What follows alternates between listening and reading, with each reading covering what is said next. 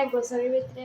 করুন যাবো ফ্রিজে আর ইতান তো লাগাইবো কিন্তু দাদা পুরো নিচে টাকলা হয়ে গেছে ওখান কইলেই কইব এর রান পুরা গন্ধ না বাইরেতেছে। তো গাই জানো না কখন কিতা হয়েছে তো মানে তাই ভাবছিল আর কি সৈতার সময় যে এই কিতা কইলি রে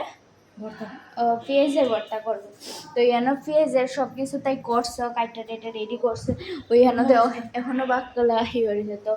ওই কেটলির ভিতরে না ধরিস না একটু দ্বারা কেটলির ভিতরে তাই কিতা করতেছিলে কেটলির ভিতরে মরিচ পুরাটা ছিল ডালটা ছিল এর ভিতরে কেটলিটার ভিতরে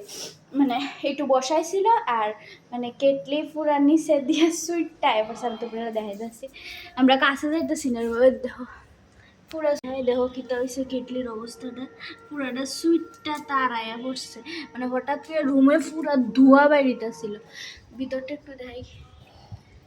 মরিচটা দেখেন গাইস কি হয়েছে কিতা হইছে অবস্থা। তো ফোন করে না চলো তোমরা আগে দেখাই দিই মানে ঘটনাটা কিতা হয়েছে আমি তো তাই রেডি রেডি করে সেটা একটা দেখাম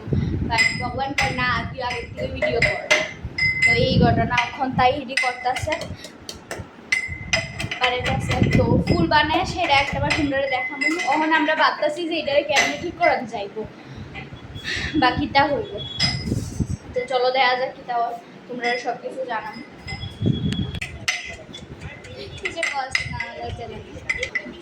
এমনি গেলে তো দেখ আর ঢাক ঢাক